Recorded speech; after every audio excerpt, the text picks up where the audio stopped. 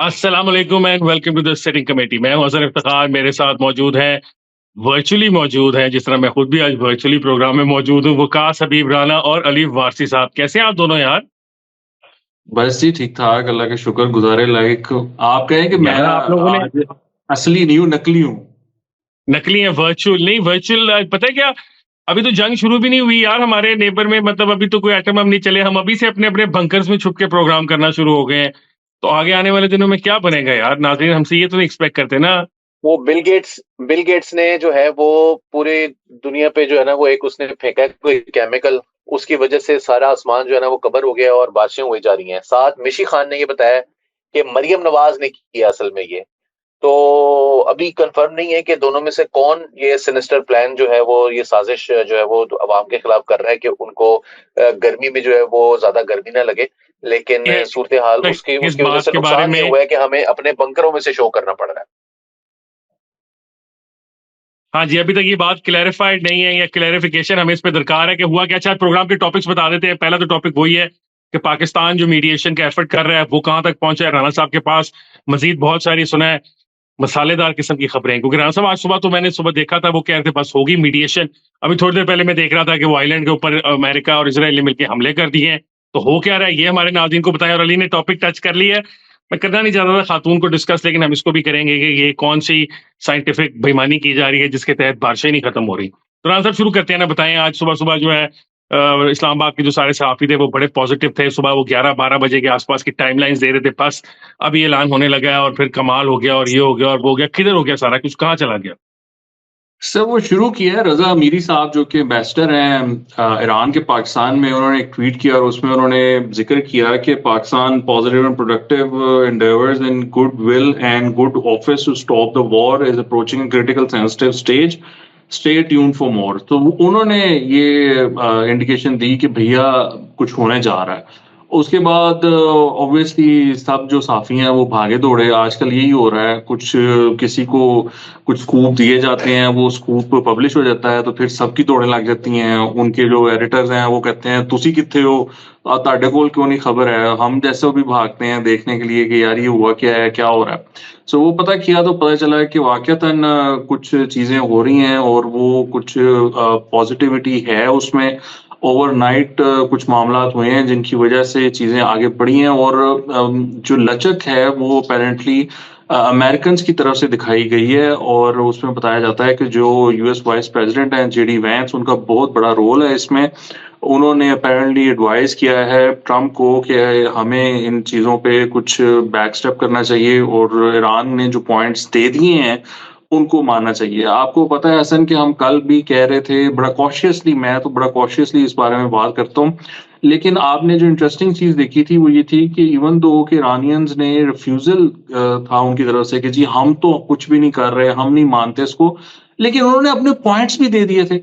भाई बंदा पूछे कि अगर आप नहीं मानते अमेरिका के पॉइंट्स को या आप नहीं मानते सीज फायर को तो आप अपने पॉइंट्स क्यों दे रहे हैं। पॉइंट्स तो तभी दिए जाते हैं ना जब बात को आगे बढ़ाना हो। सो उनके पॉइंट्स आ गए अमेरिकन के इस दफा फॉर्मली पब्लिक स्पेस में। एक तरह से ईरान के पॉइंट्स आ गए कि अच्छा जी ईरान ये चाहता है, और वो जो पॉइंट्स हैं उस पे फिर बैठे और उस पे बात आगे बढ़ी।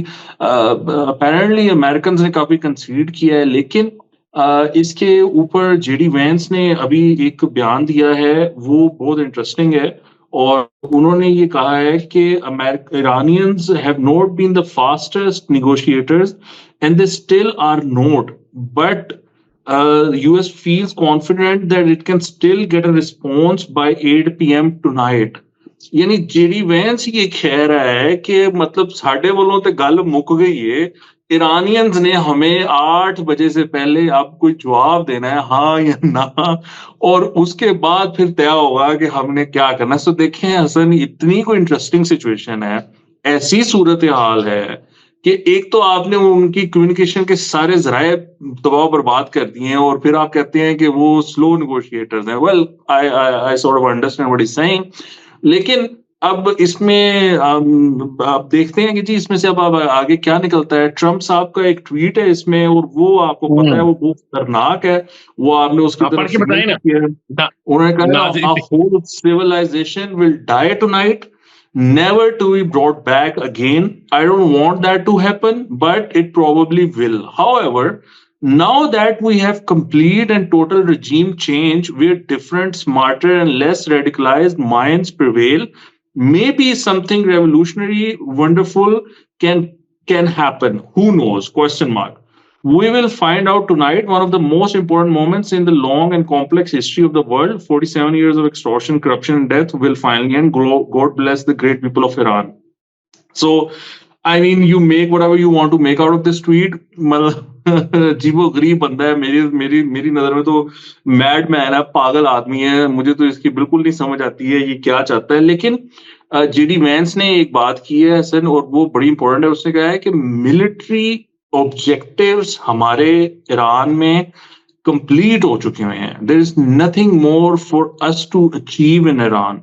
सो आई मीन अब हम जब ये बात करते हैं ना, जब हमें अंदर की कोई बात पता होती है या हमें उस प्रोसीजर का पता होता है, तो लेकिन बाहर नॉइज इतनी है, इतनी खतरनाक सिचुएशन है कि हम उस अंदर की बात को भी इतना खुल के नहीं बयान कर पाते, बिकॉज वी फील कि यार कहीं पर शायद हम ही गलत हैं और जो ये पागलपना चल रहा है शायद यही वैलिड चीज है. So it's a very complicated situation, but चीजें आगे बढ़ रही हैं, नेगोशिएशंस हो रही हैं. As JD Vance said, Iranians का इंतजार हो रहा है. So let's see. I hope Iranians sort of agree to this और ये जंग वन वे और द अदर खत्म हो.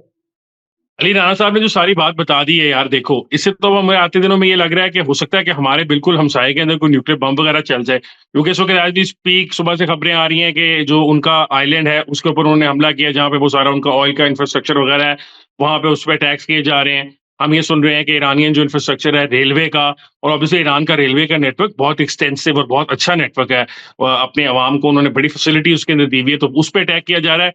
एक तरफ ये सारा कुछ अटैक्स उसके इंफ्रास्ट्रक्चर पे हो रहे हैं, एक तरफ वो कह रहे हैं जेडी वैंस साहब के रात 8 बजे तक का टाइम है, कुछ बात मान जाए. तो ईरान क्या मानेगा? मतलब ईरान की तरफ से भी तो ऑब्वियसली अब कुछ अब हो गए कि हमें पैसे दें, नुकसान आपने हमारे किए, उसका को उजाला करें. इस वक्त मुझे लग रहा है हालात ये कि अमेरिका अब जान छुड़ाना चाहता है और ईरान जो है वो कह रहा है नहीं, इतने आराम से नहीं अब आपकी जान छूटेगी यहाँ से.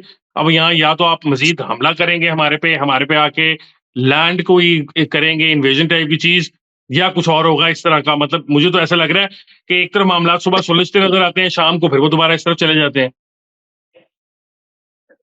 नहीं हसन, मैं नहीं समझता कि ये रीडिंग दुरुस्त है कि मामला खराब हो रहे हैं. आई पर्सनली फील कि ये पहली, आपको पता है मैंने तो एक दफा भी ये बात नहीं मानी कि मुज़ाकरात जो हैं वो किसी मुंडे चढ़ रहे हैं, ये बेल जो मुज़ाकरात की है. लेकिन ये आज जो स्टेटमेंट है ईरान के सफीर का पाकिस्तान में, आपको पता है कि इससे पहले जो कुछ हफ्तों पहले भी एक जो है वो एक जो है ना हुई थी, अमेरिका की तरफ से काफी बिल्डअप शुरू हुआ था और कहा जा रहा था कि ईरान के ऊपर हमला किया जाएगा. उस वक्त भी जो खित्ते के तमाम ममालिक हैं उन्होंने इंटरवीन किया था और अमेरिका को समझाया था कि ये मत करें. तो उस वक्त भी ये जो रजा मीरी मुकद्दम साहब हैं जो पाकिस्तान में ईरान के सफीर हैं, इन्होंने आकर ये बात का ऐलान किया था और बाद में डॉन ने उसको पब्लिश किया था. पाकिस्तान को अमेरिकन ने कम्युनिकेट किया था कि आप जो है हम ईरान पर हमला करने नहीं जा रहे, और रजा मीरी मुकद्दम साहब को पाकिस्तान ने कम्युनिकेट किया था, जिन्होंने फिर अपनी क़यादत को भी कम्युनिकेट किया था. So he is a very important interlocutor between Pakistan, Iran, और पाकिस्तान के पैगामात को पहुंचाने में अभी तक उनका नाम नहीं था, क्योंकि जाहिर है वो बात किससे हो रही है, वो पाकिस्तान में ईरान के सफीर से तो बात नहीं होगी ना, लेकिन उनका जो है वो एक इम्पोर्टेंट रोल रहा है. सो उनका जो रोल है वो इतना क्रिटिकल है, जिसकी वजह से मैं ये समझता हूँ कि उनकी जानिब से इस बयान का आना ये पहला बहुत पॉजिटिव साइन है. मैं इसको बहुत पॉजिटिव साइन के तौर पर देख रहा हूँ. दूसरी बात जो आपने कही कि उसकी वजह से कोई इंटेंसिफाई हो गया है, अगर आप इसको थोड़ा सा, क्योंकि बहुत सारा हमें तारीख में जाने की जरूरत नहीं है. अगर आप पिछले साल को देखें, पाकिस्तान और भारत के दरमियान जिस वक्त सीज फायर हुआ, तो उस वक्त भी उससे कुछ देर पहले जब ये डिसाइड हुआ कि 4 बजे गालिबन या 5 बजे का टाइम दिया था कि इस वक्त जो है वो दोनों मुल्कों की जानिब से सीज फायर हो जाएगा, तो उस वक्त भी इंडिया की जानिब से उससे ठीक 4-5 मिनट पहले जो है वो कुछ फायर किए गए थे. और कुछ चीजें होती हैं नेगोशिएशन के दौरान, आप कहते हैं कि आप मैक्सिमम जो डैमेज कर सकते हैं वो कर लें, दूसरी साइड को आपने प्रेशर में भी लाना होता है. But it is quite clear now that the two sides are talking to each other. मेरा नहीं ख्याल कि ये डील ब्रेकर है, ये जो हमले हैं.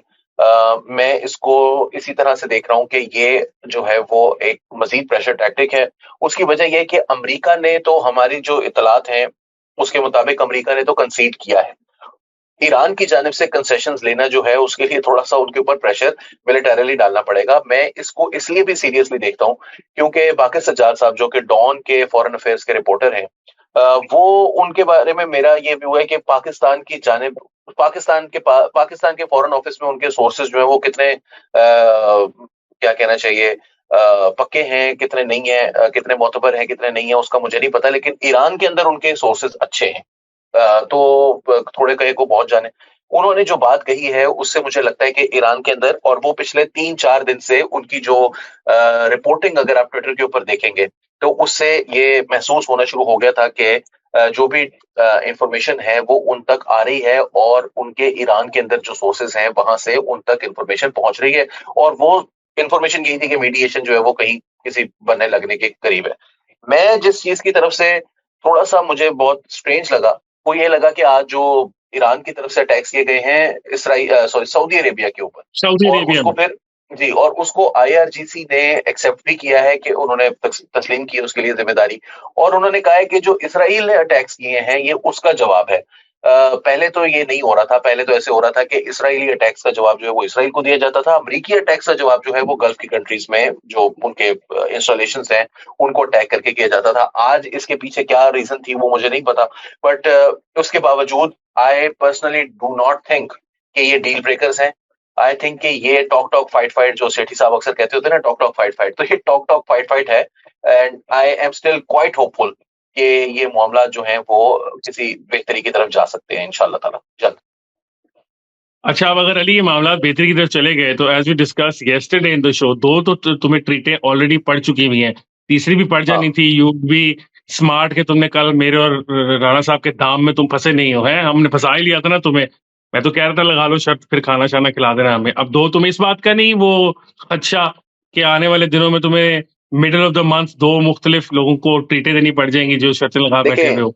मैं आपको बताता सर हूँ, मैं समूचा 8 तो साल फिर का, भी खा ही लेंगे हम अली से, हसन। हाँ वो कोई हाँ मसला मेरा नहीं, ख्याल है इंशाल्लाह सर। वो ताला आप बता खाना रहे भी थे खा ना लेंगे। एक जगह का, समोसे नहीं सर, वो आप एक जगह का बता रहे थे ना जहाँ पे आप मुझे बता रहे थे कि सी वाली जो जगह थी वहां चलेंगे ना। हाँ, ठीक हो नॉट अ गया, बैड आइडिया, लेकिन सस्ता बात ये भी है। कि उसका नाम भी ऐसा है ना, उस इलाके से मिलता जुलता है, उसी इलाके की हाँ कुर्बो जवार में है जिस इलाके को हम डिस्कस कर रहे हैं ना। हाँ जी अली, आप क्या कह रहे हैं? 1996 का वर्ल्ड कप का क्वार्टर फाइनल था, तो हाँ मेरे एक रिश्ते के मामू थे और उन्होंने कहा कि इंडिया जीतेगा। मैंने कहा पाकिस्तान जीतेगा। मैं छोटा सा होता था, 8 साल की उम्र थी मेरी, 8 भी नहीं थी शायद, पूरी अभी नहीं हुई थी। तो उन्होंने जो है वो क्या कहते हैं शर्त लगा ली, वो जीत गए, वो इंडिया मैच जीत गया। तो बाद में 5 रुपए मैंने शर्त लगाई थी, मैंने फिर अम्मी से लेके उनको 5 रुपए दिए। लेकिन उन्होंने ये कहा था कि बेटा देखो, हमेशा शर्त लगाते हैं ना जब, तो लगाते हैं उस साइड पर जिस साइड पर आप चाहते हो कि वो साइड हार जाए, क्योंकि अगर आप जीत गए तो एटलीस्ट हाँ। आपको जो है वो जीत की खुशी होगी शर्त की, और अगर आपकी साइड जीत गई तो आपको पैसे देते हुए, खाना खिलाते हुए कोई दुख नहीं होगा, क्योंकि आपकी साइड जीती हुई होगी। लिहाजा मैं हमेशा लगाता हूँ गलत साइड पे पैसे, ताकि मेरा दोनों साइड्स कवर हो जाए। मैंने इतने पैसे तो लगाने नहीं होते जितने कोई, मैंने रोटी खानी थी आपके साथ, आपसे खा लेता, या आप मेरे से खा लेंगे, कोई मसला नहीं। अब तो हम आपसे ही खाएंगे। बट दिस इज वेरी, तो honestly this is very good news अगर ये हो जाता है। ऑब्वियसली अभी बहुत सारी चीजें हो सकती, अजय भी तो आनी पड़ेगी हाँ रोटी, लेकिन मेरी दुआ है कि रोटी मुझे पड़े। अच्छा हसन, मैं जी इसको राणा आपको साहब। थोड़ी सी ना टाइमलाइन बताना चाहता हूँ। जो सेंटिमेंट रहा है ना इस्लामाबाद में, स्पेशली उन लोगों में जो कि इस प्रोसेस को बड़ी करीब से जानते हैं, उनमें सो पहले जब उनके साथ बात हो रही थी ना, तो वो ये कहते थे कि अगर हमें 30-40% भी एग्रीमेंट हो जाए ना इन दोनों में, तो हमारे लिए वो इनफ है इनको टेबल पे लाने के लिए। अच्छा, फिर जब ये रॉयटर्स की रिपोर्ट आई, तो मैंने जब पता किया तो इसकी कंफर्मेशन हुई कि हाँ ये वाला मामला हुआ है। ये सारा सिलसिला चल रहा है, सीडीएफ जो है आसिम मुनीर साहब वो लगे हुए हैं। फिर कल जो वो जो 30-40% था, वो आज सुबह वो बेसिकली 60-40 में चला गया था। ये बताया जा रहा था कि हम तकरीबन इस टाइम 60-40 पे खड़े हुए हैं, और कुछ एग्जैक्ट वर्ड अगर मैं कह सकूं तो वो अर्ली ब्रेक थ्रू की बात की जा रही थी। तो उसमें चीजें जो है वो मतलब इस तरह ग्रेजुअली मूव हो रही थी कि वो 30-40% जहां पर लेकर आना था वो 60% में चला गया था। और अब आई होप कि ये चीजें जो है ना इसको वन वे और दी अदर इसको फाइनलाइज कर लिया जाए। ईरान ये जो कल अली बात कर रहे थे ना हसन, ये जो खबर लगी और ये सारा मामला, अली किसी और एंगल से बात कर रहे थे कि वो हमें अपनी प्रमोशन के लिए नहीं करना चाहिए था। मेरे ख्याल से ओवरऑल ये खबर लगनी नहीं चाहिए थी। ये जो कल खबर लगी है रॉयटर्स को, ऑब्वियसली वो फीड की गई थी और वो नहीं होनी चाहिए थी। ये ना होती तो सोचें कि खामोशी से वो मामला एक्चुअली तय पा जा, मुझे ख्याल से कल ही तय पा जाना था, चीजों ने किसी बेहतर तरफ चले जाना था। उसके बाद खबर लगा लेते कि जी सीडीएफ एक नहीं बल्कि 2 रातें जाकर उन्होंने ये सारी नेगोशिएशंस की हैं और सीज फायर करवाने में कामयाब हो गए हैं, तो वो जो ताज था सर पे वो हम रख के एंजॉय करते। राणा साहब मैं यहाँ पे मैं आपको और थोड़ा क्या सा कह रहा था, नहीं मेरा अली यार जो नहीं। सारा इशू था वो ये था कि this is premature, this word Islamabad accord would obviously जब हो जाते हैं इस्लामाबाद में अकॉर्ड ही हो जाते तो फिर उसके बाद आप उसको इस्लामाबाद अकॉर्ड कह लें, इस्लामाबाद सिविक कह लें, करोला कह लें, लेकिन जिस वक्त है ही वो हो जाएगा उस वक्त आप जो मर्जी कहें। इट वॉज प्रीमैच्योर और मेरा यही इसके ऊपर इशू था कि कोई वो सिंगल कोर्ट्स में जीनियस है जिसको ये खबर नहीं देनी चाहिए थी। अली ना अच्छा करो ऐसी बातें, तुम्हें पता आप नहीं है दोनों ये से कौन है, ये जीनियस जीनियस ना कहा करो तुम्हें। मैं यार वो जीनियस हमें भी वो है फंसवाओगे। ना, मैं तो उनके उनकी उनकी हरकतों पे जीनियस कह रहा हूँ, मैं उनकी जात को थोड़ी जीनियस कह रहा हूँ कि खुदा ना खास्ता अल्लाह माफी देवे।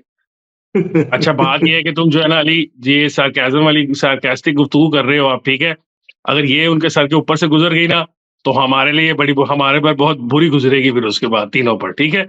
तो बेहतर ये है कि कम से कम ना उस तरफ छेड़खानी किया करो। मैंने बड़ी दफा तुम्हें समझाया, राणा साहब भी बताते रहते हैं, समझा करो तुम बात को यार, थोड़ा सा इस तरह ना किया करो। अच्छा खैर, अब हमने कर लिया एक ये इस्लामाबाद अकॉर्ड है या विच एवर अकॉर्ड है, मेरा इसमें इंटरेस्ट ये है कि क्या आने वाले दिनों में लेट्स सपोज ये हो जाता है और नहीं अल्लाह करे सर, कि हो। आप इस्लामाबाद अकॉर्ड ही है ना, ना ना ना ना हुन नहीं नहीं नहीं ऑब्वियसली हसील सर, वो ना। तो हम obviously we are going to milk it till the coming of जो जो भी होता है। गलती हो गई वो कल तक गलती थी।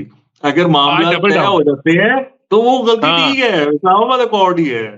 और वैसे भी सर वो वैसे भी हमारा जो है ना वो नजरिया ये है कि गलती कर लो तो फिर डबल डाउन करो, फिर ऐसे नहीं करना कि मान जाओ कि नहीं गलती हो गई लेकिन ना, ऐसे नहीं हसन, जो करते। आग लगी हुई है ना पड़ोसी मुल्क में हमारे, हाँ, यानी एक आग हमारे पड़ोसी मुल्क ईरान में लगी हुई है जो कि एक्चुअल आग है जहां पे हमले हो रहे हैं, दूसरी आग हमारे इधर पड़ोसी मुल्क में साड़ लग है। रही है जहां पर आग अवेलेबल नहीं है। यानी पूरे मुल्क में इंडिया में रेस्टोरेंट्स बंद हैं, वहां पर वो अपना सिलेंडर नहीं मिल रहा है, घरों में सिलेंडर नहीं अवेलेबल है, उधर गर्म पानी नहीं आ रहा, गर्म चूल्हा नहीं जल रहा, कुछ भी नहीं हो रहा। और उनको एक आग ये लगी हुई है कि पाकिस्तान क्या रहा है और वो कह रहे हैं इस्लामाबाद अकॉर्ड, ये क्या है। कोई नहीं, मेरा इस टाइम ट्विटर मेंशन भरा पड़ा है इंडियन से, वो कह रहे हैं कि वो तुम लोग कौन होते हो, तुम्हारी क्या औकात है, तुमने क्या करना है, कुछ भी नहीं होना। अब मैं ये कहता हूं इंडियंस को कि you should be thankful to Pakistan that we are actually trying to save your country right now by stopping this war between US and Iran. Yes, Pakistan is a super hero for the 5-6 billion people of the world, जिनको जिनका कोई हसन नहीं होता ना, उनका पाकिस्तान होता है। हाँ जी जी अली। हसन देखें, एक तो इंडियंस को आग लगी हुई है, कुछ और लोगों को भी आग लगी हुई है। उसमें कुछ ऐसे जर्नलिस्ट हैं जो कि अल जजीरा से मुंसलिक हैं, ब्राजील के जर्नलिस्ट हैं, मगर उनको जो है वो पाकिस्तान के बारे में सब कुछ पता है। पेपे एस्कोबार है जो कि मशहूर है, आरटी के साथ काम कर चुके हैं, तो मशहूर हैं कि वो आरटी का आपको पता है कि वो मुझे उनके सोच से मुकम्मल इत्तेफाक के बावजूद फेक न्यूज ही होती है। तो मशहूर है ये लोग फेक न्यूज फैलाने के लिए। फिर एक साहब है मुर्तजा हुसैन साहब, वो बैठे हुए हैं अमेरिका के अंदर, मतलब ये धुतकारे हुए दुनिया जहान के जिनको इनके अपने चैनलों से निकाला हुआ है। यानी कि वो बंदा जो है वो कहीं काम करता था अच्छे दुकान पर, उसको वहां से निकाला, फिर वो इन्होंने एक रैग जो है वो एस्टेब्लिश किया, उसमें एक गोरा मर्सेनरी लेकर आए हैं। वो किसके पैसों से किसके नहीं है वो जब हमारे पास हाथ में डॉक्यूमेंट होगा तभी बोलेंगे, लेकिन उन्होंने भी जो है वो कहा है कि पाकिस्तानियों को जो है ना वो सुनने की। अच्छा, फिर ऐसे लोग भी हैं वो ये कह रहे हैं, वो कह रहे हैं, अच्छा वो मुर्तजा हुसैन साहब जो है वो कह रहे हैं कि एक नैरेटिव बनाना जो है ना वो पाकिस्तानियों को वो जरूरी है, इनकी तरफ से जो भी बात आ रही है उसको सुनना जो है ना वो बेवकूफी होगी। फिर ऐसे लोग भी हैं कि जो रजा अमीरी मुकद्दम साहब जो हैं, उन्होंने जो ट्वीट किया उसके नीचे आके ट्वीट पे रिप्लाई कर रहे, सर आसिफ मुनीर को एतमाद मत करना सर, ऐसी मुनीर को। देखिए, मैं उन लोगों को सिर्फ ये कहता हूँ कि उस पर एतबार क्यों नहीं करना। उसने एक दफा भी कोई ऑलिव ब्रांच भी पकड़ाई है आज तक? अगर तो वो धोखा देने वाला बंदा होता तो वो कहता हाँ यार बात कर रहे हैं और थोड़े दिन में कर लेंगे, जैसे वो जनरल फैज साहब करते थे। उसने वो नहीं किया, जैसे बाजवा साहब करते थे। उस बंदे पे आप इस वजह से भी एतबार कर सकते हैं कि जो उसने कहा है ना कि नहीं हाथ, मैं कहता हूँ हाथ नहीं पकड़ाऊंगा, तो उसने नहीं पकड़ाया। उसने कहा सियासतदानों से बात करनी है तो कर लो, हमसे बात नहीं होगी, तो उसने नहीं की। सो ये जो है वो इस बात का सबूत है कि वो इंतहाई काबिल एतमाद बंदा है, क्योंकि जब उसने ना करनी होती है तो वो ना पे भी खड़ा होता है। अगर वो कह रहा है रजा मीर के मुकद्दम, तो उसको भी पता है इस बात का कि इन बच्चों की लौंडे लपाड़ों की सुननी है। मंसूर भाई के अल्फाज में, इन लौंडे लपाड़ों की सुनने की बजाय हमें उनकी सुननी है जिनके हाथ में वाकई कुछ है, कोई कागज है या कोई बंदूक है, जो कोई बात कर सकते हैं किसी से। हसन, हाँ, वो अगर वो वैसे भी कोर कमांडर कॉन्फ्रेंस हुई है और उसमें जो यस, सऊदी अरेबिया पे अटैक हुआ है जुबैल में, हाँ, ये पेट्रोकेमिकल इंडस्ट्री पर बहुत बड़ा अटैक हुआ है और वो आई थिंक दुनिया की सेकंड बिगेस्ट पेट्रोकेमिकल इंडस्ट्री थी। तो उसके बारे में उसमें बहुत शदीद अल्फाज का इस्तेमाल किया गया है और कहा गया है हमारे कि फॉरेन ये ऑफिस ने काउंटर भी प्रोडक्टिव है। हमारे फॉरेन ऑफिस ने भी ऑफिशियली उसकी मजम्मत की और कहा है कि ये इस तरह की ईरान को हरकत नहीं करनी चाहिए। ईरान का ये क्लेम है कि उनकी जो साउथ पार्स फील्ड है उसके ऊपर फिर हमला किया गया कल रात को, और उनका ये क्लेम है कि हमने उसके अगेंस्ट किया। आपको याद होगा जब पिछली दफा भी वहां पे हमला हुआ था, तब भी उन्होंने सऊदी अरेबिया के अंदर कुछ एनर्जी टारगेट्स उनको बनाया था निशाना, ताकि वो भी, अब अली का तरीफ बता रहा है ना कि वो भी बार्गेनिंग की पावर है ना, कि थोड़ी सी बार्गेनिंग वो भी अपने ऊपर कर रहे हैं कि अगर इस तरह होगा तो ये हम कर देंगे। अच्छा, अब यहाँ पे एक बात ये सवाल पैदा होता है कि अब हमने ईरान को काफी हद तक फैसिलिटेट तो किया है ना, हमारी भरपूर कोशिश थी कि जितनी हमारी अमेरिका में गुडविल थी हमने ये इस मसले को सॉल्व कराने के लिए वो इस्तेमाल की, और इन अ वे हम ये चाहते भी है ना कि ईरान की करंट जो भी रिजीम की सूरत है ये बच जाए। मतलब जिस तरह हमने इस प्रोग्राम में पहले भी डिस्कस किया था कि पाकिस्तान का मकसद ईरान में कोई 100% किस्म की नई हुकूमत जो है वो पाकिस्तान को वारिद नहीं खाती, क्योंकि हमें पता नहीं है कि फिर आगे आने वाले दिनों में क्या होगा। और one thing we know about Pakistan is कि हम चाहते हैं जरा मामला कंसिस्टेंट रहे हमारे नेबरहुड में, हमें पता चलता रहे कि कौन है हम जिसके साथ डील करते रहे।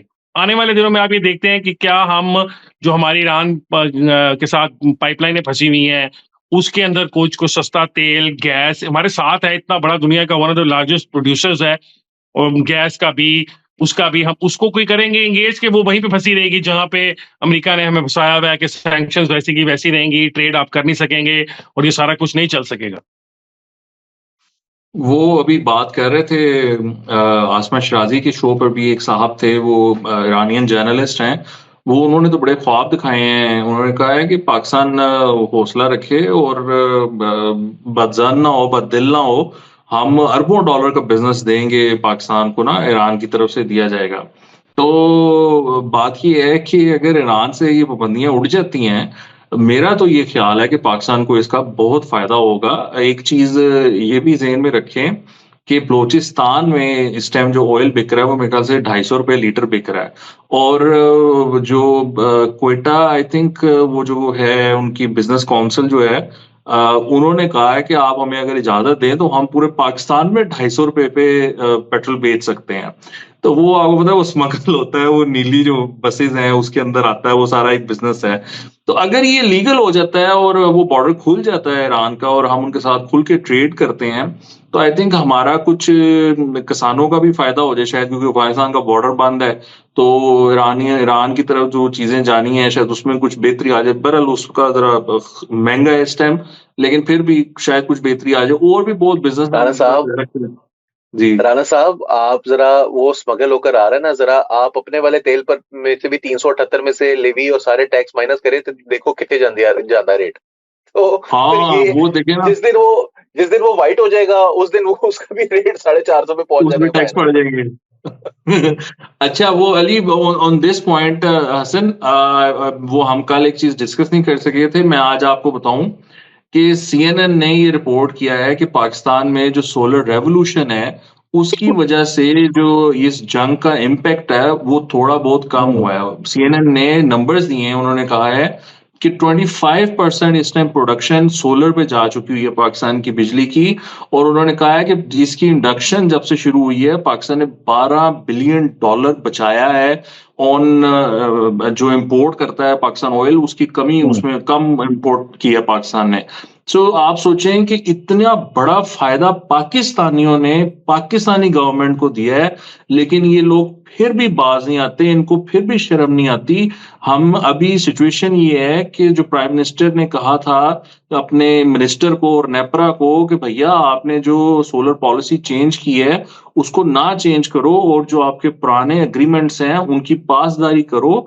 अब ये उसकी भी पासदारी नहीं कर रहे, ये अपने वजीर आजम को गोली करा रहे हैं, और इसमें जो पीक आवर्स के यूनिट्स हैं उनको ये माइनस नहीं कर रहे, जो एक्सेसिव यूनिट्स इनको एक्सपोर्ट किए जाते हैं बाय द यूजर। और फिर ये भी कर रहे हैं कि आप ये कह रहे हैं कि अगर आपका 5 किलोवाट का अप्रूव्ड है, और अगर आपने 5 किलोवाट से ज्यादा यूनिट्स बनाए या एक्सपोर्ट किए तो वो भी नहीं मानेंगे। अब इसकी बड़ी कॉम्प्लिकेटेड बात है कि भैया आप कैसे जज करोगे कि ये 5 किलोवाट के यूनिट से ज्यादा यूनिट बन गए हैं, यानी धूप ज्यादा हो गई, नहीं हो गई, तो आपको उन किस तरह ये एक लाइनमैन कैसे जज करेगा। बहरहाल वो इतनी दो नंबरियां चल रही हैं उसमें कि जिसको फील हो रहा है इस टाइम यूजर्स को, सोलर यूजर्स को, कि उनको टारगेट किया जा रहा है। सो एक तरफ CNN कह रहा है कि इन लोगों ने पाकिस्तान का बिल कम कर दिया, पाकिस्तान पे जंग का इंपैक्ट कम कर दिया है, $12 बिलियन की बचत करा दी है, और दूसरी तरफ ये हुकूमत उन्हीं लोगों के खिलाफ जो है वो इकदाम कर रही है। और जो अली ने बहुत इंटरेस्टिंग बात की है कि वो टैक्स कर देंगे बलूचिस्तान के जरिए जो ईरान का ऑयल आएगा उसको भी, और फिर वो भी शायद 380 से ज्यादा महंगा हो जाएगा। सो it's a very sad comment, but क्या अब इस पे उससे ज्यादा हम कह सकते हैं। आपने जो कमेंट किया वो एक्चुअली टैक्स कर रहे हैं, वो जो टारगेट कर रहे हैं वो बिल्कुल टारगेट कर रहे हैं सोलर को, क्योंकि सोलर वाले जो ज्यादातर कंज्यूमर हैं स्पेशली अर्बन सेंटर्स में, वो उनकी गोल्डन गूस थे, जिनसे तो वो सारी जो अपना बिजली का निजाम है और उसके जो लाइन लॉसेस है वो पूरे करते थे। वो अमीर लोग थे जिनके घरों में लाख लाख 1.5 लाख के बिल जब आते थे, दो उन बेचारों को अगर वो 20-25-100 यूनिट इधर उधर का भी 100 यूनिट डाल देते थे, 200 का जो इधर उधर चोरी हुआ होता था उनसे बराबर कर लिया करते थे। अब वो जो थे वो भाग गए हैं, वो सबके सब अपनी छतों पे सोलर लगवा के उन्होंने अब वो नेट मीटरिंग लगवा लिया, और वो वापस कंज्यूमर की बजाय सेलर बन गए हुए हैं गवर्नमेंट को। तो गवर्नमेंट को तो वो वारे नहीं खा रहा था ना, इसलिए तो गवर्नमेंट ने रोना शुरू किया। गवर्नमेंट ने कॉन्ट्रैक्ट किए हुए महंगे जो पावर जनरेशन वाले हैं उनके साथ, वो बिजली जनरेट करें या ना करें उनको तो गवर्नमेंट को पैसे देने हैं। तो गवर्नमेंट ने कहीं ना कहीं से तो वो पैसे निकालने हैं ना। वो ये नहीं चाहते कि आप, मैं और हमारे से ज्यादा अमीर लोग जो हैं, जो अपनी छतों पे 50-50 किलोवाट के लगा के बैठ गए हुए थे, वो इस तरह के काम करें। अब आपकी बात बिल्कुल ठीक है, ये revolution in spite of government help I है। ये बिकॉज ऑफ गवर्नमेंट हेल्प नहीं आई हुई सोलर रेवोल्यूशन जो है, इन स्पाइट ऑफ है। जो सबसे बड़ी इसकी रेवोल्यूशन आई है वो काश्तकार ने जो इस्तेमाल करना शुरू किया सोलर, वो अपने डीजल के उससे बचने के लिए किया। आप यकीन भी नहीं कर सकते कि डीजल के ऊपर वो जो चलाना पड़ता था ना पीटर इंजन, तो कैसे इंसान का दिल खून के आंसू होता था कि कितने का डीजल लग गया हुआ, और उसके बदले में मुफ्त सारा दिन जो है वो सोलर चलता है। तो इसके लिए इंपॉर्टेंट है। अली इस पॉइंट पे कुछ कहना चाहते हो, या मैं वो बारिश वाली बात बताना चाहता हूँ कि हम बैठे क्यों हुए हैं घर में? सर डेविड वार्नर भी गिरफ्तार हुआ है, उसमें भी बात करनी है हमने। हाँ, डेविड वार्नर यार वो गिरफ्तार हो गया, शराब पी की गाड़ी चला रहा था, कितनी गलत बात है। नहीं, अली से पहले आप गया कब है? छुट्टी यहाँ से छुट्टी मनाने के लिए गया कब था? वो भी तो खेल रहा था। When did he go? मैंने अपनी लाइफ में ये सबसे खतरनाक बारिश आज एक्सपीरियंस की है। मैं बैरियर टाउन से आ रहा था और इस तरह लग रहा था कि मैं किसी ना खौफनाक फिल्म में हूँ। इधर से दरख्त गिर रहे हैं, झाड़ियां गिर रही हैं, एक होता है कि पानी बारिश के कतरे आके बरसते हैं। यहाँ पर ये हो रहा था कि तरह कोई बाल्टी लेके ना वो पानी डाल रहा है, और गाड़ी का जो वाइपर था वो साफ करने की बजाय वो मतलब पानी पानी था। सो बड़ी खतरनाक बारिश हुई है। लेकिन बहुत क्रेडिट जाता है, मैं कहता हूँ, मुख्तलिफ गवर्नमेंट्स को जिन्होंने लाहौर में काम किया है। निकासी आपका कि लाहौर में इतनी बारिश, इतनी शदीद बारिश और इतने कम टाइम में इतनी ज्यादा बारिश, उसके बावजूद पानी उस तरह नहीं खड़ा हुआ बाहर। So this is great work. और ये कहीं और हो, मैं आपको गारंटी दे रहा हूं, आप लोग तो आप देख चुके हुए हैं दुबई का क्या हशर हुआ है, सऊदीया हो, न्यूयॉर्क हो, इंग्लैंड हो, लंदन हो, जहां मर्जी इतनी बारिश आप करा ले डूब जाएगा वो। लेकिन अल्लाह का शुक्र है कि लाहौर नहीं डूबा। अच्छा राणा साहब, बात सुने, वो बहुत ही राणा साहब आपने ना जो है ना वो हार्टलेस कमेंट है कि दुबई का आपने देख लिया जो हशर हुआ है, ये नहीं कहना चाहिए था आपको। नहीं, वो यार बारिश पानी की से बात यार, कर रहे हैं यार, बारिश की वजह वो बारिश की बात कर रहे हैं। अच्छा बात सुने ना राना साहब, आप ये मैं भी कह रहे हैं कि बारिश की ऐसी बात बारिश कर। आपने कभी नहीं देखी, बाल्टियों से पानी गिर रहा था, ये आप ये बता रहे हैं। तो मैं आपको बताना चाह रहा हूँ कि वो असल में एक टेक्नोलॉजी है ना जिसके तहत वो बारिश ज्यादा करा रहे हैं। वो बताया तो है मिशी खान साहबा ने कि वो अपनी लाइफ ओह को उस माय पर बेट गॉड। कर सकती हैं। अच्छा बात सुने, तो ये सर आपकी दूसरी बात जो आपने अभी तारीफ की है ना, उससे मैंने दोनों डॉट्स मिला ली है, मुझे समझ आ गई है कि वो मरियम साहबा ने इसलिए ज्यादा बारिश कराई है ताकि जब ज्यादा पानी आए और वो क्लियर हो जाए तो आप जैसे लोग उनकी तारीफ करें, और ऐसी ऑर्गेनिक तारीफ होगी ये, पता भी नहीं मैं चलेगा। फंस गया जी, बारिश मैं फंस गया, मरियम ने मुझे फंस फंसा गया, दिया, मुझे फंस गया। अच्छा, अच्छा बात यह है कि ना 2010 में अच्छा सवात में इसमें, फ्लड्स है। हाँ हाँ अली, बोले मेरी बोले। छोटी सी गुजारिश सुन ले। जी जी जी जी। 2010 में सवात में फ्लड्स आए, as a reporter then boss, इसी तरह ही था वो, हम अब इसको क्लाउड बर्स्ट जिसके नाम से जिस चीज को जानते हैं, तब वो नया नया आ रहा था। अब हमारे जो बाकी सहाफी दोस्त थे ना, वो क्लाइमेट चेंज और दुनिया के अंदर ग्लोबल वार्मिंग क्या है इसके बारे में बिल्कुल जीरो जीरो जानते थे। मतलब आपको अभी भी कितना जानते होंगे, लेकिन उस वक्त तो कोई नहीं जानता था। तो जब वो कुछ लोग रिपोर्टिंग करके वहां से वापस आए, तो उस जमाने में ये हार्प नाम का एक प्रोग्राम है अमेरिकन गवर्नमेंट का, जो कि वो कोई क्लाइमेट से खेलने का और उसको सीडिंग, बेसिकली क्लाउड सीडिंग है या कुछ इससे मिलती जुलती चीज है, बट वो उनके पास एक कंस्पिरेसी थ्योरी थी पूरी। और मुझे याद है उस वक्त टेलीविजन चैनल्स के ऊपर बड़े बड़े और अखबारों में डिस्कस हो रहा था कि एक सीक्रेट वेपन था जो अमेरिका ने ट्राई किया था, टेस्ट किया था सवात में, जिसकी वजह से वो मैसिव लेवल पे जो फ्लडिंग हुई थी और वो सारा कुछ हुआ था। आप जो बता रहे हैं बाल्टियां गिरना, असल में वो अब हम उसको क्लाउड बर्स्ट के नाम से जानते हैं ना, कि एक अब फिनोमेना आ चुका है दुनिया में, वीडियोस आती हैं कि पानी ऐसे गिरता है, लिटरली ऐसे लगता है कि अल्लाह मियां बाल्टियों से पानी फेंक रहा है कतरों की निस्बत। तो वो 15 साल पहले की कंस्पिरेसी थ्योरी जो है मिशी खान साहब ले हैं। और मैं आपको बात बताऊं, पिछले दिनों लाहौर के अंदर जब बारिश हुई, तो उसके बाद आसमान में ना वो जो जहाज की जेट स्ट्रीम होती है, आपको पता ना जब जहाज इंटरनेशनल ऊपर इंटरनेशनल वाले फ्लाई कर रहे होते हैं तो वो अपनी स्ट्रीम छोड़ के जाते हैं, उसकी वीडियो लगा के भी लोगों ने कहा था यही बात जो आप बता रहे हैं कि दिस इज नॉट नॉर्मल, ये कोई क्लाउड सीडिंग कर रहे हैं और पता नहीं क्या कर रहे हैं, I don't know why they are doing it, वो किस वजह से कर रहे हैं। गंदमें तबाह हो रही हैं इस वक्त। अगर आपकी गंदम लगाने वाले आदमी है तो आपका जो हार्ट है वो आपके मुंह में है, क्योंकि बारिश फली तैयार खड़ी है, बारिश से वो फसल गिर चुकी हुई है, मजीद बारिश होती रही तो वो गल जाएगी, यानी उसका दाना भी आप नहीं उठा सकेंगे, नुकसान होगा।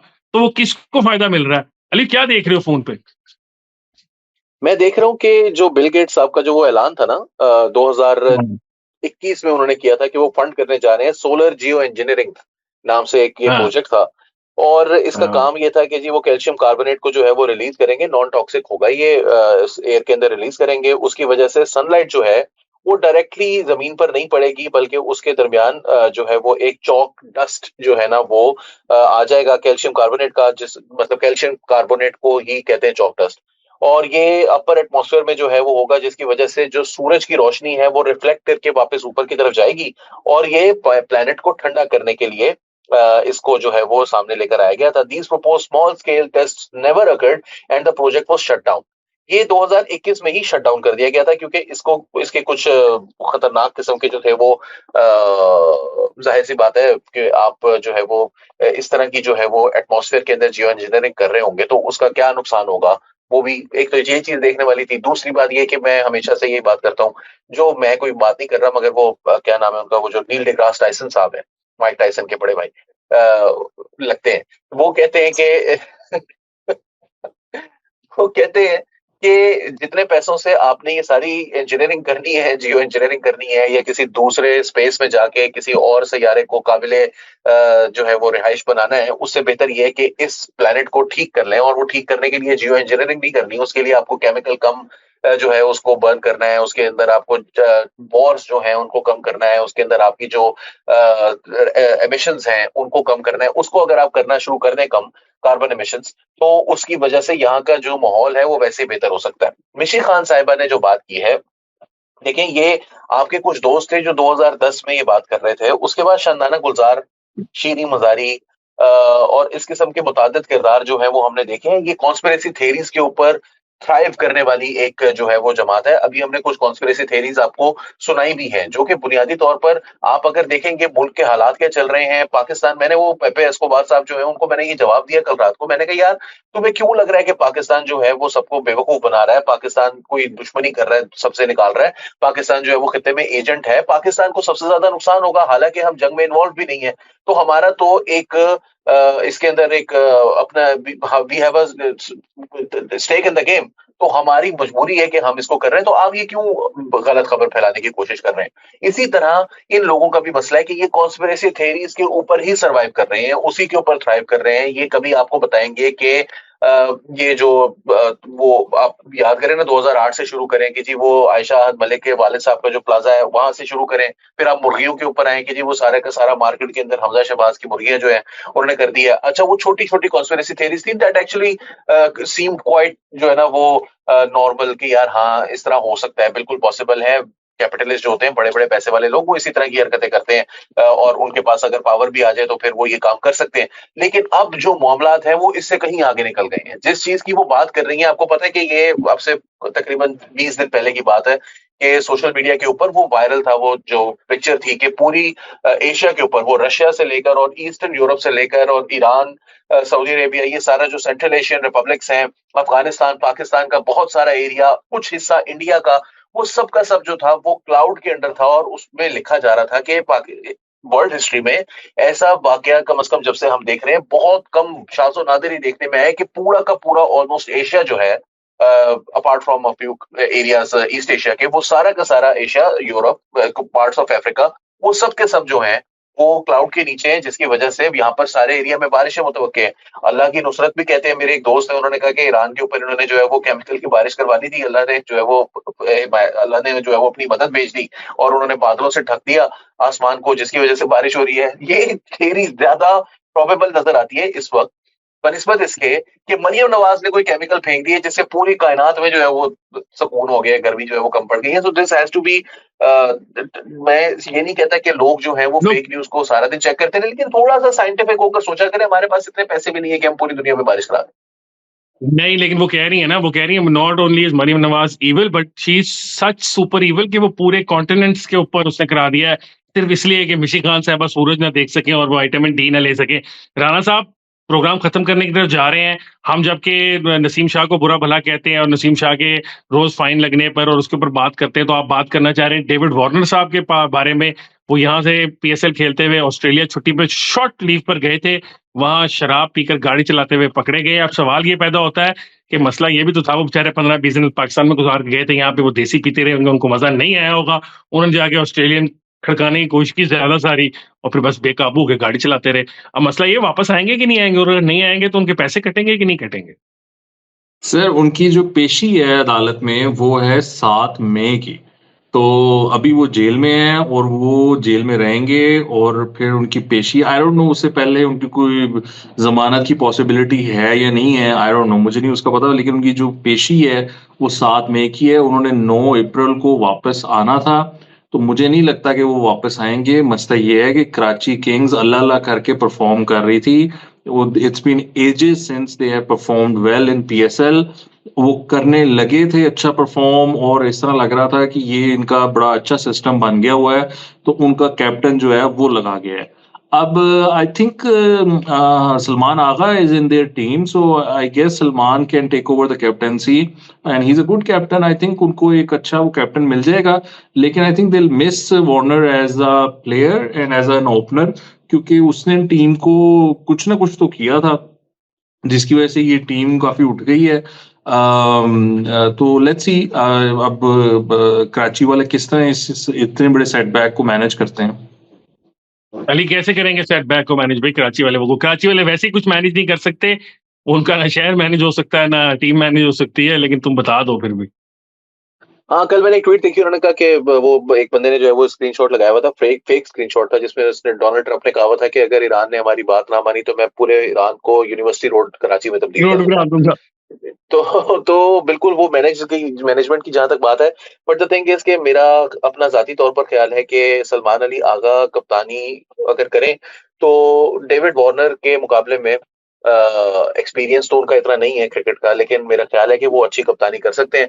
Let's hope for the best. बाकी डेविड वार्नर साहब को क्या हुआ था वहां पर, वो क्यों गए थे, इसकी जो तफसीलात हैं, क्योंकि जाके सीधे उन्होंने जो है वो टिकाई है 2-3 और उसके बाद उन्होंने जाके गड्डी गलत जगह पर ड्राइव करके वो गिरफ्तार हो गए। सो लेट्स होप के कराची जो है वो इस शॉक को सरवाइव कर सके। फिलहाल तो यही कहा जा सकता है, अभी देखना पड़ेगा कि परफॉर्म कैसा करते हैं आने वाले मैचों में। अभी तो बंदा गया है जेल में। तो ये अभी यहाँ चले पर जो बस फॉरेन प्लेयर्स हैं उनको होटल में शराब वगैरह अवेलेबल होती होगी? राणा साहब राणा साहब टेक्निकली आपको भी कानूनी होगी, तौर आप पे, चाहें तो सही। और यार अच्छा बात सुने आप दोनों, टेक्निकली कानूनी तौर पर पाकिस्तान के अंदर सिर्फ लोकल मेड प्रोडक्ट्स जो हैं जो पाकिस्तान की ब्रूरीज बनाती हैं सिर्फ वो बिक सकते हैं, ठीक है। तो वो क्वालिटी या चॉइस या जो कुछ भी कह सकते हैं वो बहुत महदूद है, जो बाहर से गोरे आए होते हैं उनके लिए भी। तो उनको जो अवेलेबल होगा, वैसे अब सुना है चाइनीज ब्रूरी भी पाकिस्तान में खुली हुई है, उसका भी सामान है। और फिर आपको पता है मरी वाले तो ऑलरेडी हैं, कृष्णा क्वेटा के अंदर और वो भी एक एक्सपोर्ट है कर इस रहे हैं, तरह बाय द वे की। मनी ब्रूरी जो है वो एक्सपोर्ट कर रही है, अब तो अब इतना भी मिली बुरी है उनको क्वालिटी नहीं है। इजाजत, लाइसेंस, हाँ। अब मिली है, उससे पहले इंडिया सिंगा और श्रीलंका की एक्सपोर्ट होती है, इंग्लैंड अमेरिका में आती है नजर। पाकिस्तान को अब इजाजत मिली तो बेसिकली लोकल होगी। और चूंकि मेरा ख्याल है कि वो जो हार्ड लिकर प्रोडक्ट्स है, एक तो होती है ना जो आपकी बियर वगैरह होती है, और फिर होते हैं ये विस्कीज और वॉडकाज, उनकी जो क्वालिटी है ना शायद वो लोकल माल की वो इतनी अच्छी नहीं होगी। वो उतनी ज्यादा मतलब डिस्टिलेशन का जो प्रोसेस है वो कमाल नहीं है जिस तरह का बड़े बड़े ब्रांड्स का होता है। तो शायद कुछ हो सकता हो, ये तो डेविड वार्नर साहब को पूछना पड़ेगा कि उनका क्या मसला चल रहा था, वैसे उनको कोई मोहितो जोन किया थी, क्या था। डेविड वार्नर ने यहाँ पर किसी एसएचओ से यारी लगाई होती ना, तो उसको इम्पोर्टेड टका के माल मिलता और वो उसको ये वाला मामला ना करना पड़ता। पाकिस्तान में इमरान साहब बात ये है कि ड्राइविंग करता भी तो भी किसी ने नहीं पकड़ना था, ना कोई एफआईआर होनी अच्छा थी, मजे की मुझे मारता। आपने बड़ी अच्छी बात की है, पाकिस्तान में ड्राइविंग करता भी नहीं, पाकिस्तान में ज्यादातर लोग शराब पी के ड्राइविंग ही करते हैं, क्योंकि और उनके पास कोई इस तरह हैंग आउट करने की टोन होने के बाद जगह नहीं होती, तो वो पाए जाते हैं। दूसरी बात है, पाकिस्तान में विलायती शराब सारी मिलती है, लेकिन आजकल वो क्या चल रहा है कि उसके अंदर वो पानी भर देते हैं, जाली शराब भर देते हैं और फिर वो बेचते हैं विलायती के लेवल का। मैंने कहा 2 नंबरी के काम में भी पाकिस्तानी ईमानदारी नहीं दिखाते, यहाँ पे भी धोखा होता है। तो उनके साथ हो सकता था। आज के लिए इतना ही है, इससे पहले कि लोग समझ बैठे कि हम इसी काम के एक्सपर्ट्स हैं, ठीक है। नहीं तो हम मुझे जियो जो है ना, पॉलिटिकल मुझे एक्सपर्ट से बहुत सारे वाकयात याद आ गए एकदम, और मैंने वही कहा ना कि हम करते थे, जियो वो पॉलिटिकल, बताने वाले नहीं है। आप जियो नहीं, मुझे पॉलिटिकल ऐसा कोई एक्सपर्ट से वाकया नहीं याद, लेकर, हाँ अली ने मुझे ऐसा बिल्कुल कोई बहुत अच्छी वाकया बात नहीं की। याद। मुझे भी नाज़रीन कोई वाकया याद नहीं, और राणा साहब को भी गलत फहमी हो रही है, इनको कोई गलत वाकयात याद आ रहे हैं, वो ये हुए पता नहीं थे। नहीं ये किसी का मेरा ख्याल है सियासतदान ये का डेविड बड़ी याद वार्नर के साहब, साथ ही बैठे चलो हुए मैं थे मेरा बताता ख्याल हूँ। हमारा एक वो हाँ ये डेविड सियासतदान वार्नर के के साथ बैठे साथ हम नहीं ना, है ना, सियासतदान भी। साबका वजीर आला खैबर पख्तूनख्वा वो शहद की बोतल लहराते हुए पकड़े तो गए थे, उनकी गाड़ी में शहद की बोतल निकली थी, वो विलायती शहद ही था, देसी नहीं था। आज के लिए इतना ही है, इंशाल्लाह आप लोगों से मुलाकात होगी अगले हफ्ते। तब तक के लिए अली वारसी को, वकास हबीब राना को और हसन इफ्तिखार को दीजिए इजाजत। अल्लाह हाफिज।